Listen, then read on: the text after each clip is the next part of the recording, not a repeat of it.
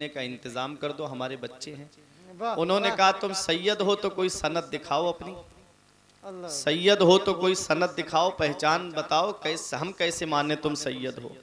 नाराज हो गई, आंखों में आंसू आ गए, उदास हो गई, वापस आ गई। आई जब ख्वाब उस अमीर ने देखा तो मदीने वाले मुस्तफ़ा सल्लल्लाहु ताला अलैहि वसल्लम तशरीफ फरमा है।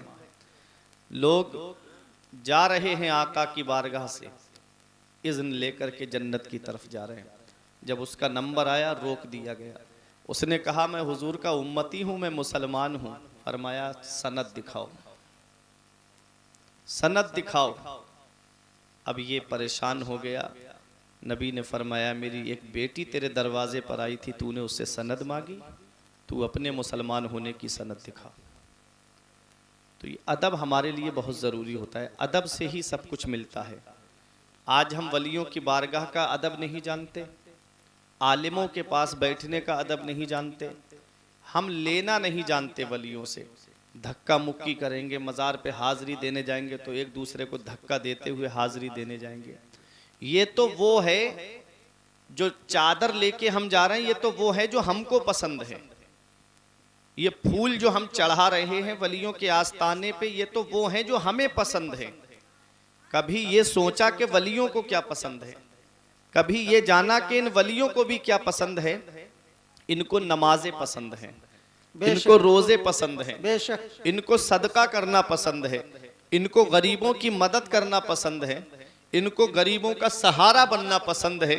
जब इस तरह से इनकी बारगाह में हाजिरी देने जाओगे, मेरे गाजी के आस्ताने पे हाजिरी देने जाओ, ज़ोहर की नमाज का वक्त हो, पहले ज़ोहर की नमाज अदा करो मस्जिद में, फिर हाजिरी देने जाओ, फिर देखो मेरे गाजी का कैसे फैज़ान तुमको मिलता है।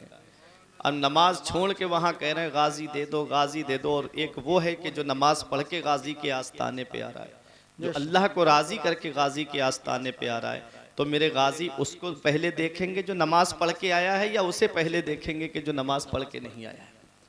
तो वो काम करो जो अल्लाह वालों को पसंद हो, वो काम किया करो जो अल्लाह के महबूब बंदों को पसंद हो, तभी कामयाब हो पाओगे।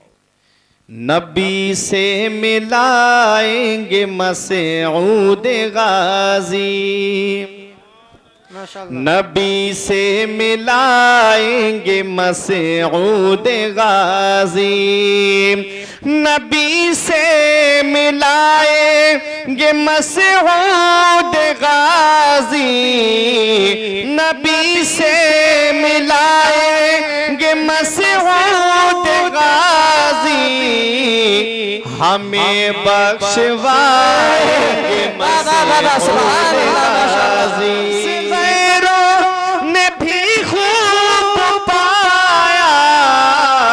तो हम क्यों न पाएंगे मसऊद गाजी, तो हम क्यों न पाएंगे मसऊद गाजी, नबी से मिलाएंगे मसऊद गाजी, मदीना दिखाएंगे मसऊद गाजी। दुरूद पाक में अल्लाहुम्मा सल्ली अला सय्यदिना व मौलाना मुहम्मदिन व बारिक व सल्लिम सलातुं व सलामन अलैका या रसूल अल्लाह सल्लल्लाहु ताला अलैहि वसल्लम। मैंने कुरान मुक़द्दस की एक आयत करीमा तिलावत करने का शरफ हासिल किया।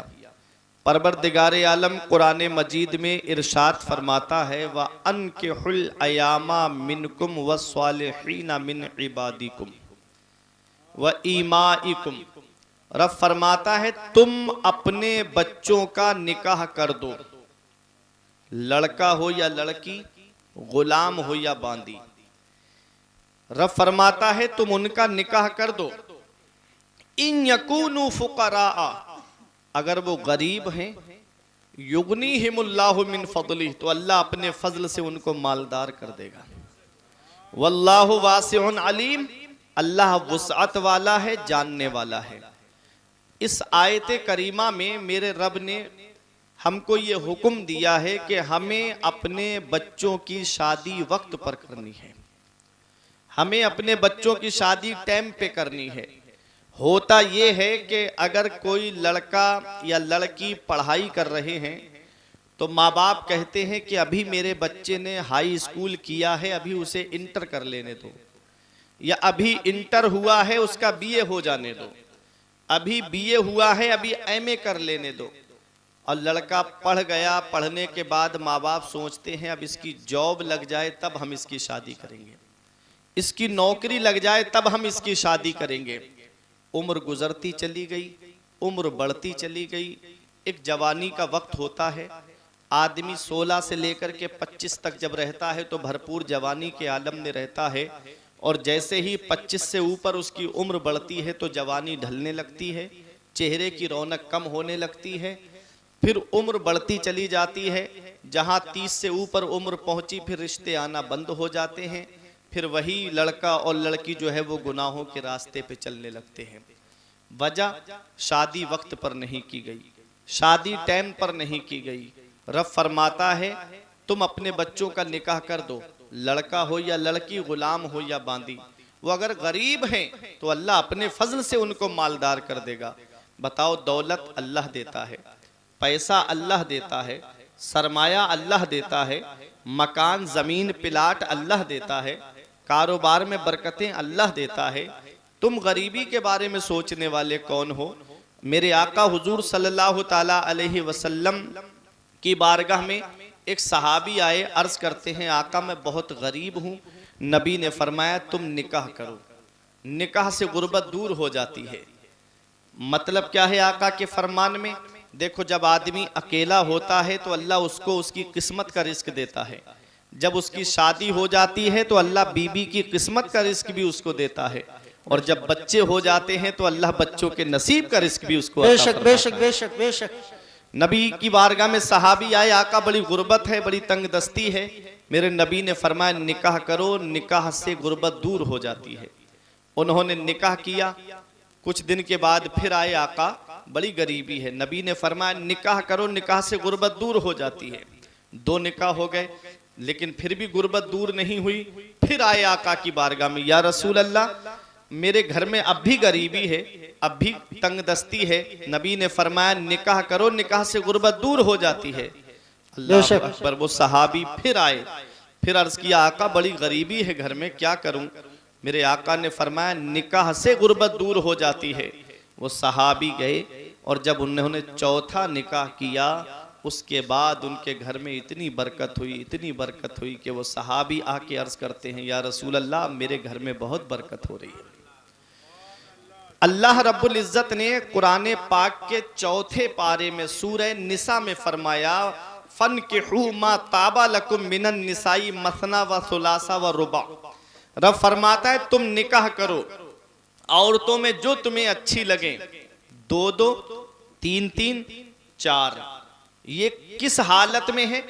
आगे रब फरमाता है कुरान में, मैं पूरी आयत आपको बता दूं ताकि बात जहन में आपके बैठ जाए।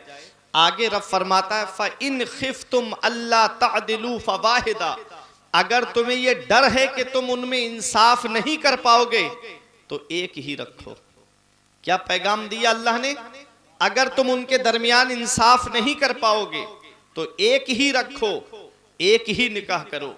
और अगर इंसाफ करने की इस्तिताअत रखते हो, अगर तुम्हारे अंदर इतनी क्षमता है कि तुम सब में बराबर इंसाफ करोगे, कपड़ा पहनाओ तो बराबर का पहनाओ, खाना खिलाओ तो बराबर का खाना खिलाओ, किसी को कम, किसी को ज्यादा, किसी को घटिया, किसी को उम्दा नहीं खिलाना है, बल्कि बराबर इंसाफ अगर फरमा सकते हो तो तुम निकाह दूसरा करो। और अगर इंसाफ नहीं कर सकते तो ऐसे आदमी के बारे में कयामत के दिन जो सजा है वो ये है कि जिसकी 2 बीबी हो और वो दोनों के दरमियान इंसाफ ना कर पाया तो कयामत के दिन वो ऐसा उठेगा कि उसका एक मूंडा झुका हुआ होगा और एक मूंडा उठा हुआ होगा। जब वो चलेगा तो सीधा नहीं चल पाएगा, लोग देख करके पहचान जाएंगे कि ये वो इंसान है कि जिसने 2 निकाह किए थे लेकिन उनके दरमियान इंसाफ नहीं कर पाया था। एक को ज्यादा समझता था, एक को कम समझता था। क्या पता चला परवरदिगारे आलम ने क्या हमें पैगाम दिया है कि अगर तुम इंसाफ नहीं कर सकते हो उनके दरमियान तो एक ही निकाह करो, एक ही निकाह, एक ही रखो। अल्लाह रब्बुल इज्जत ने क्या फरमाया कि अपने बच्चों का निकाह कर दो। वक्त पे शादी करनी है, टाइम पे शादी करनी है। निकाह क्या है? निकाह दो अनजान दिलों को एक करने का नाम है। निकाह दो अजनबियों को एक करने का नाम है। निकाह वो नबी की प्यारी सुन्नत है। मेरे आका फरमाते हैं अन निकाहो मिन सुन्नती फमर रगेबा अन सुन्नती फलैसा मिन्नी। नबी फरमाते हैं निकाह मेरी सुन्नत है और जिसने मेरी सुन्नत से एराज किया, रू गर्दानी की, चेहरा फेरा, वो मुझसे नहीं है, वो मेरे तरीके पे नहीं है। अल्लाह अकबर। नबी की प्यारी सुन्नत है निकाह, मदीने वाले मुस्तफ़ा की सुन्नत है निकाह। पैगंबर इस्लाम की पूरी जिंदगी आप देखेंगे तो नबी ने 11 निकाह फरमाए हैं और पैगंबर इस्लाम ने जो 11 निकाह फरमाए हैं उनमें सिर्फ एक हजरत आयशा सिद्दीका रजी अल्लाह ताला अन्हा को छोड़ करके बाकी जो 10 बीबियां हैं उनमें किसी कोई तलाकशुदा थी या कोई बेवा थी, जिन्हें दुनिया में कोई सहारा नहीं देता था, उसे मदीने वाले मुस्तफा ने सहारा, नबी ने सहारा। मसलके आला हजरत मुफ्ती फुरकान रजा मंजरी साहब क़िबला माशाअल्लाह, जिसे दुनिया में कोई मोहब्बत की निगाह से नहीं देखता था, उसे मदीने वाले मुस्तफ़ा ने सहारा दिया है। जिन्हें दुनिया में जिल्लत की चीज समझा जाता था, उसे मदीने वाले मुस्तफ़ा ने इज्जत दी है। आप तारीख उठा करके देखिएगा, मेरे नबी का पहला निकाह कितनी साल की उम्र में हुआ है? 25 साल की उम्र में हुआ है। और हजरत खदीजतुल कुबरा की उम्र 40 साल की थी। कितने साल का फासला है? 15 साल का फासला है कि नहीं है? आज अगर किसी के घर में बड़े भाई का इंतकाल हो गया, अब वो बेचारी बेवा हो गई, उम्र उसकी 30-35 साल की है, और अगर उसका देवर है और उसकी उम्र 20 या 25 साल की है तो घर वाले उसके साथ निकाह नहीं करते हैं। क्यों? कहते हैं कि नहीं, हमारे बच्चे की उम्र बहुत कम है। देखो पैगंबर इस्लाम की सीरत हमें क्या सबक देती है, नबी की सीरत हमें क्या दर्स देती है। जब अमेरिका के ऊपर जो हमला हुआ था, जिसमें जो दूसरा विश्व युद्ध हुआ था, उसमें कितने लोग मारे गए थे, कितने लोग मारे गए, आदमी, कितने आदमी, लाखों के हिसाब से आदमी जो है उसमें खत्म हो गया। उन औरतों का क्या हुआ था जो घरों में थी? उन औरतों का क्या हुआ? किसी ने तवाइफ खाने खोले, कोई वहशिया बन गई, कोई अड्डों पे जाकर के बैठ गई। क्या हुआ? पैगंबर इस्लाम ने इस चीज को मिटाया है। नबी ने इस चीज को मिटाया है कि अगर घर के अंदर किसी बड़े का इंतकाल हो जाए, नबी की सीरत हमें पैगाम देती, किसी बड़े का इंतकाल हो जाए और घर के अंदर अगर कोई इस लायक है कि वो उसे अपना सकता है तो उसको अपना लेगा, तो एक बेवा को अपनाने का भी सवाब मिलेगा और दूसरा सवाब सिला रहमी का भी। सुभान अल्लाह, माशाअल्लाह। लेकिन जहेज की वजह से आदमी के जहन में इतना लालच बैठ गया है कि वो अब सहारा देने की बात नहीं करता, वो सहारे के करीब नहीं जाना चाहता। कहते वैसे ही हम मदद करेंगे, चाहे औरत किसी भी रास्ते पे चली जाए, वो रास्ता उनको मंजूर है, लेकिन उसको अपनाने वाला रास्ता उनको मंजूर नहीं है। क्यों? क्योंकि दूसरी जगह से शादी करेंगे तो जहेज मिलेगा, दूसरी जगह से शादी करेंगे तो अच्छे से अच्छे जो है सामान मिलेंगे। हम नबी की सुन्नत को देखें, पैगंबर इस्लाम ने हमको क्या सबक दिया।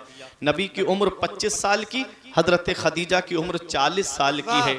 अल्लाह अकबर। पहला निकाह मदीने वाले मुस्तफ़ा का होता है। ऐ मेरे प्यारे मुसलमानों, वो जमाना जाहिलियत का दौर था, वो अय्याम जाहिलियत। अल्लाह अकबर। उस दौर में भी मक्के के लोग जब रिश्ता करते थे तो लड़के की 3 चीजें देखते थे।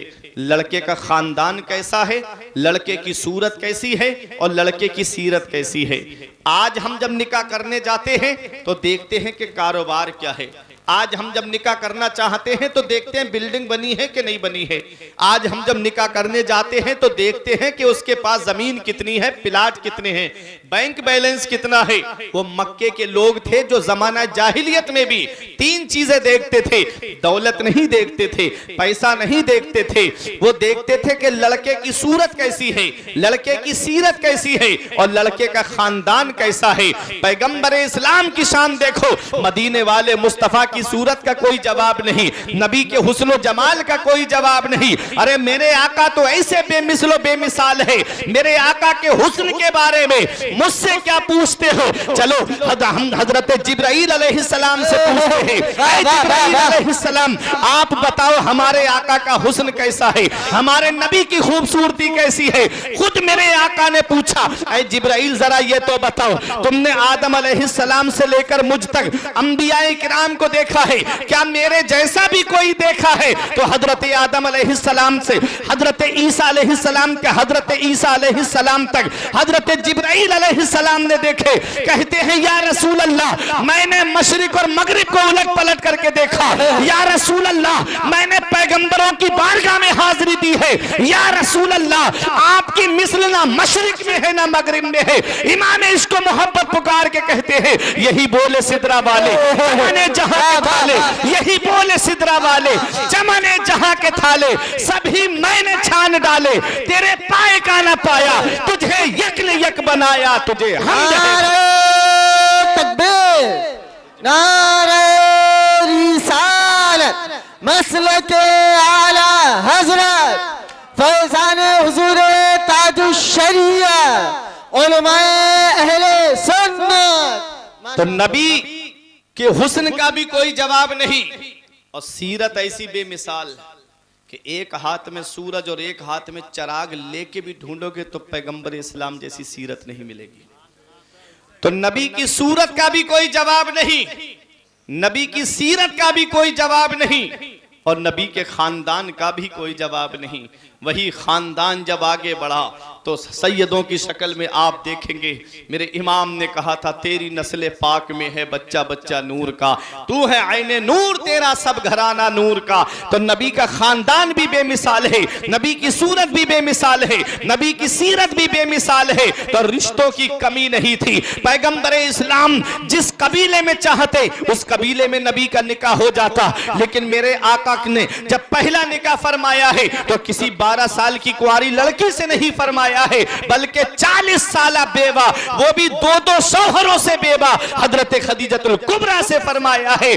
दुनिया अर्ज करती है या रसूल अल्लाह आपके लिए कुंवारी लड़कियों की कमी नहीं थी, आपने बेवा से निकाह क्यों फरमाया? तो नबी का किरदार बोल रहा था, नबी का कैरेक्टर बोल रहा था, नबी का अखलाक बोल रहा था, नबी की सीरत बोल रही थी, नबी का उसवा हसना हमें पैगाम दे रहा था कि औरों के निकाह में और मेरे निकाह में बहुत बड़ा फर्क है। और निकाह करते हैं नफसानी ख्वाहिशात की लज्जत के लिए, और नबी ने निकाह फरमाया है बेवाओं की इज्जत के लिए। बेशक नारे तकबीर, नारे रिसालत, मसलके आला हजरत। कहती थी बेवा इलाही भेज जलवा नूर का, दफन होती बच्चियां तकती थी रास्ता नूर का, नारियों का दौर था दिल जल रहा था नूर का, तुमको देखा हो गया ठंडा कलेजा नूर का। सुबह तैबा में हुई बढ़ता है बाड़ा नूर का, सदका लेने नूर का आया है तारा नूर का। तो ये मेरे आका का पहला निकाह है। नबी करीम सल्लल्लाहु ताला अलैहि वसल्लम का पहला निकाह हजरत खदीजतुल कुबरा से होता है। मेरे आका हुजूर सल्लल्लाहु ताला अलैहि वसल्लम की जिंदगी मुबारका को आप देखेंगे तो पूरी जिंदगी नबी की हमें कुछ पैगाम देती है, हमको सबक देती है, हमको दर्स देती है कि हमको जिंदगी कैसे गुजारनी है।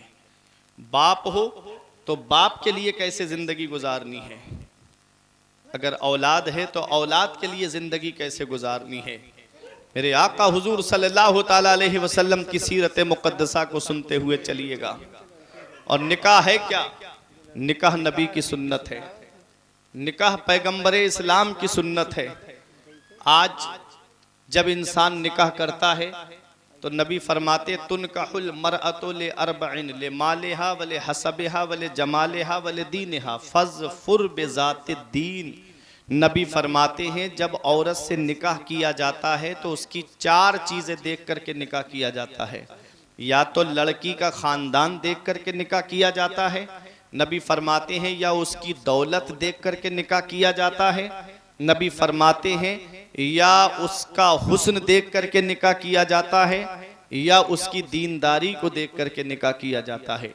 देखो नबी ने क्या पैगाम दिया। नबी फरमाते हैं, ऐ मेरे उम्मती, जब तू निकाह करे तो लड़की का खानदान मत देखना, उसका हुस्न व जमाल मत देखना, उसकी दौलत को मत देखना। फरमाते हैं फज़्फ़ुर बिज़ाति दीन, तुम दीनदार लड़की को इख्तियार करना, तुम परहेजगार लड़की को इख्तियार करना। क्यों? क्योंकि दौलत जमीन के ऊपर काम आती है, खानदान जमीन के ऊपर काम आता है, और हुस्न व जमाल, आज का हुस्न तो हुस्न क्या हुस्न है, ब्यूटी पार्लर जाने से पहले देख लो और ब्यूटी पार्लर से निकलने के बाद में देख लो, ये आज का हुस्न है। मेरे आका फरमाते हैं जब तुम निकाह करो तो न तो हुस्न देखना, न खानदान देखना, न दौलत देखना। फज़्फ़ुर बिज़ाति दीन, तुम दीनदार लड़की को इख्तियार करना, तुम परहेजगार लड़की को इख्तियार करना। क्योंकि दीन, अगर दीनदार लड़की तुम्हारे घर में आएगी तो दीन नस्लों तक पहुंच जाएगा। दीनदार लड़की तुम्हारे घर में आएगी तो दीनदारी जमीन के ऊपर भी काम आती है और दीनदारी जमीन के नीचे भी काम आती है। बेशक, सुभान। क्योंकि दीन इंसान की हिफाजत जमीन के ऊपर भी करता है और दीन हिफाजत जमीन के नीचे भी करता है। इसलिए दीनदार लड़की को इख्तियार करना है, परहेजगार लड़की को इख्तियार करना है। अरे जब नमाज पढ़ने वाली लड़की तुम्हारे घर में आएगी तो वो पूरे घर को नमाजी बना देगी, और जब दीनदार लड़की नहीं आएगी तो आप सोच लो कि उसकी औलाद टिकटॉक पर रील नहीं बनाएगी तो क्या बनाएगी, इंस्टाग्राम पर तस्वीरें अपलोड नहीं करेगी तो क्या करेगी।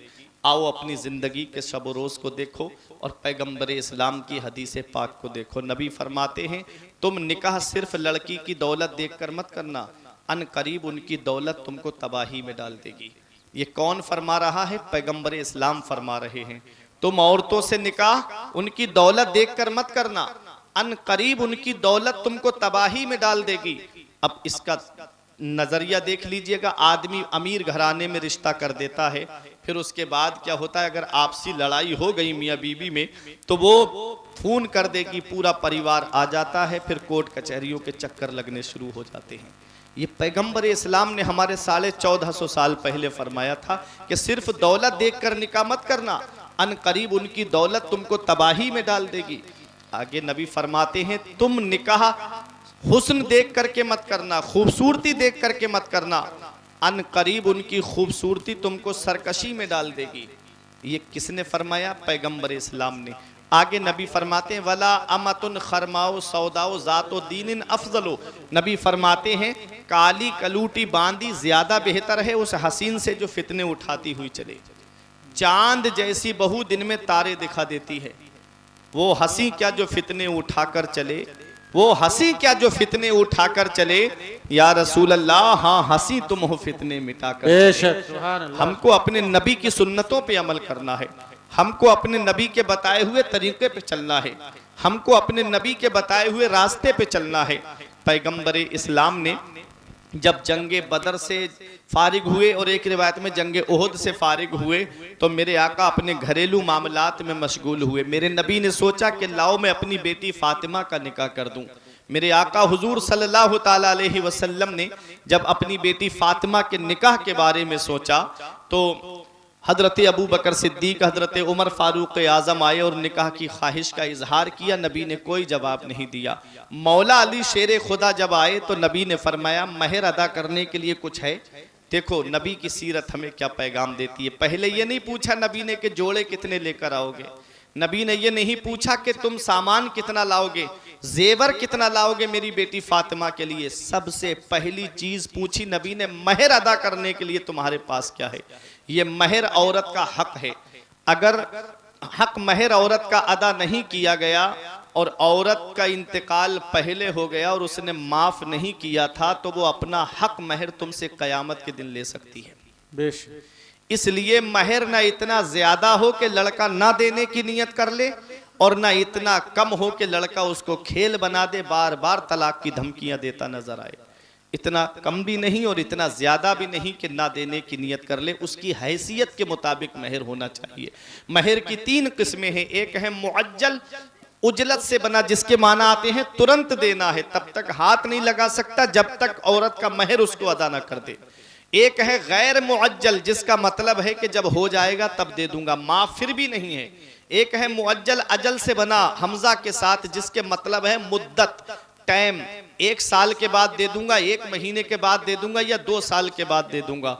ये महर की 3 किस्में हैं। माफ किसी सूरत में नहीं है, औरत माफ करेगी तभी माफ होगा, लेकिन क्या अच्छा हो कि महर औरत का जो हक है वो महर उसको दे देना चाहिए। और सबसे आसान तरीका मैं बता दूं, जब बात आ ही गई है तो देखो, सोना आदमी तो पहनता नहीं है, पहनता कहीं सोना है? जो जेवर सोना लेके जाते आदमी तो पहनता नहीं है।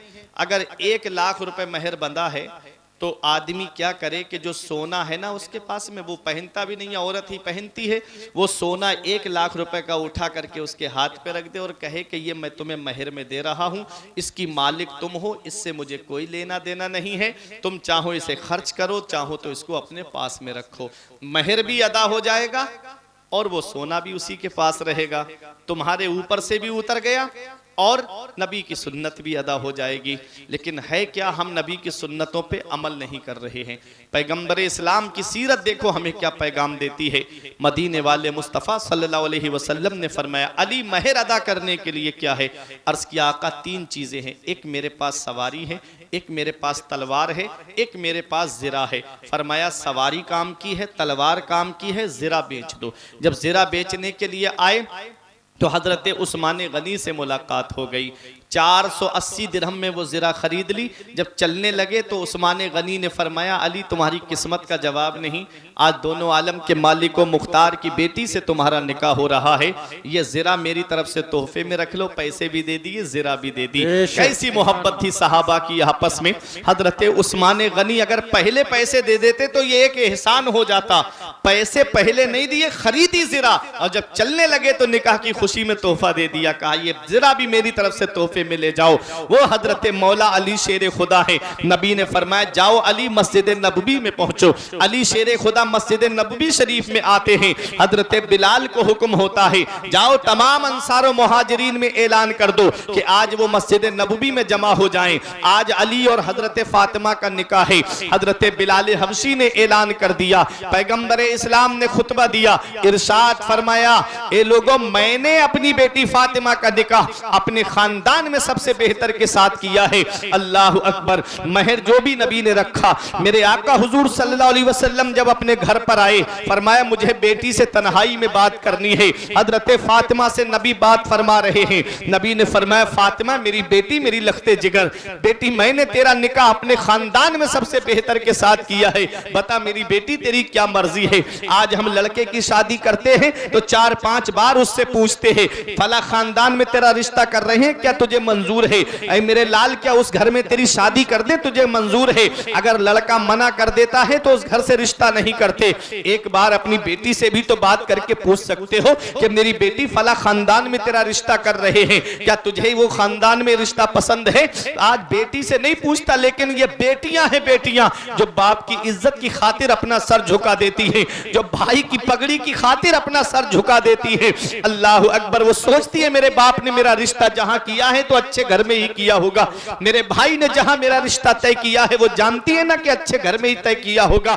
हजरत फातिमा तो ज़हरा ने अर्ज किया, बाबा हमारा महर क्या रखा है? नबी ने फरमाया, फातिमा अली गरीब है, महर कहां से देगा? हजरत फातिमा कहती है, बाबा मुझे महर अली से नहीं, मुझे महर आपसे चाहिए। नबी की आंखों में आंसू आ गए। फरमाया, फातिमा जब से खदीजा का विसाल हुआ तब से लेके आज तक मेरी बेटी तूने मुझसे कुछ नहीं मांगा, आज पहली बार तूने मुझसे किसी चीज का सवाल किया है, मांग मेरी बेटी मैं तुझे दूंगा। हजरत फातिमा कहती है, बाबा मुझे सोना चांदी नहीं चाहिए, मुझे जोड़े नहीं चाहिए। कहा फिर बेटी क्या चाहिए? हजरत फातिमा रो के कहती है, बाबा मैंने रात में आपको उम्मत के गम में रोते हुए देखा है, मैंने रात में आपको उम्मत के गम में आंसू बहाते हुए देखा है। बाबा इतनी इजाजत मिल जाए कि कयामत के दिन जब आप उम्मत की शफाअत की दुआ कर रहे हो तो फातिमा पीछे से आमीन कह दे। नबी फरमाते, फातिमा तूने बहुत बड़ी चीज मांग ली। रब ने फरमाया जिब्राइल अलैहिस्सलाम से, जाओ मेरे महबूब की बारगाह में और मेरे महबूब से कह दो बेटियां दरवाजे से खाली हाथ नहीं लौटाई जाती है। महबूब से कह दो कि कयामत के दिन उम्मत की शफाअत के लिए दुआ करना तुम्हारा काम है, आमीन कहना फातिमा का काम है, जन्नत देना परवरदिगार आलम। सुभान अल्लाह। नारे तकबीर, नारे रिसालत मसलके आला हजरत फैजाने ताज शरिया जश्न ईद मिलादुन नबी नारे तकबीर। मेरे आका रातों में रोते थे उम्मत के गम में, आका रातों में आंसू बहाते थे उम्मत के गम में। आज एक दिन में 1 घंटा हम नहीं निकाल सकते कि अपने नबी पे दुरूद पाक पढ़ ले बैठ के। हमारे घर में हर वक्त फिल्मों की बातें, इलेक्शन की बातें, सियासत की बातें। एक दिन हमारे पास ऐसा नहीं कि हम अपने आका को याद कर लें। होटलों पे बैठेंगे, चौराहों पे बैठेंगे, बस बुराइयों में मस्त, पार्टी बंदियों में मस्त। ये जिंदगी हमारी। आका रातों में रोते थे, मौला उम्मत गुनाहगार है, मेरे मौला इसे बख्श दे। मौला उम्मत खताकार है, मौला इसे बख्श दे। जिब्राइल अलैहिस्सलाम आए आका की बारगाह में और जहन्नम का जिक्र करने लगे। आका जहन्नम में 7 तबके हैं। सबसे नीचे तबके में मुनाफिकीन रहेंगे, उसके ऊपर वाले तबके में ये रहेंगे आग परस्त रहेंगे, उसके ऊपर वाले तबके में वो रहेंगे, ये रहेंगे। 6 तबके गिनाए जिब्राइल अलैहिस्सलाम ने। 7वें तबके पे रुक गए, आपकी लब खामोश हो गए। आका फरमाते जिब्राइल आगे क्यों नहीं बोलते, जिब्राइल आगे क्यों नहीं बोलते? 7वें तबके में क्या मेरी भी उम्मत जाएगी? जिब्राइल आगे क्यों नहीं बोलते? जिब्राइल अलैहिस्सलाम खामोश हो गए। फरमाया जिब्राइल 7वें तबके में कौन रहेगा? अर्ज करते या रसूल अल्लाह, आपकी उम्मत के वो लोग रहेंगे जो बगैर तौबा किए मर जाएंगे। इतना सुनना था कि आका की आंखों में आंसू आ गए, रोने लगे मेरे आका। हजरत जिब्राइल अलैहिस्सलाम कहते हैं कि आका का सरे मुबारक मैंने अपनी गोद में रख लिया, आका की हिचकी बन गई रोते रोते। इतना रोए आका उम्मत के गम में। आज हमारे पास इतना वक्त नहीं कि हम अपने नबी को याद कर लें। आज हमारे पास इतना टाइम नहीं कि हम अपने आका को याद कर लें। आका फरमाते हैं जुइलत कुर्रतु ऐनी फिस सला, मेरी आंखों की ठंडक नमाज में है। हमारे पास इतना वक्त नहीं कि आका की आंखों को ठंडक पहुंचा दे। ये हाल है हमारी जिंदगी का। अभी शबे बारात आ रही है, आप देखोगे मोटरसाइकिल लेके नौजवान रोडों पे गाड़ियां दौड़ाते फिरेंगे। जिस रात में इबादत करनी चाहिए थी, जिस रात में अपने गुनाहों से माफी मांगनी चाहिए थी, उस रात को हमने खेल कूद का जरिया समझ लिया, पटाखे बजाने का जरिया समझ लिया। शबे बारात क्या है? मेरे आका फरमाते हैं इस रात में अल्लाह ताला बनी कल्ब की बकरियों के बालों से भी ज्यादा लोगों की बख्शिश फरमाता है। माशाअल्लाह, सुभान। सहाबी का बयान है कि बनी कल्ब आका ने इसलिए फरमाया कि ये वो कबीला था कि अरब में सबसे ज्यादा बकरियां इसी कबीले के पास थी। अगर कोई और कबीला होता और उसके पास इससे ज्यादा बकरियां होती तो आका उसका जिक्र फरमा देते। इतनी बकरी, एक बकरी के ऊपर कितने बाल होते हैं कोई गिन सकता है? कितने लोगों की बख्शिश होती होगी, लेकिन किसकी होती होगी? वो जो रोड पे गाड़ी दौड़ाता फिर रहा है उसकी बख्शिश होगी इस रात में। अल्लाह ताला गुरूब आफताब से लेके तुलू फजर तक खास तजल्ली फरमाता है और फरमाता है कोई मुसीबत ज़दा मैं उसको मुसीबत से छुटकारा दे दूं।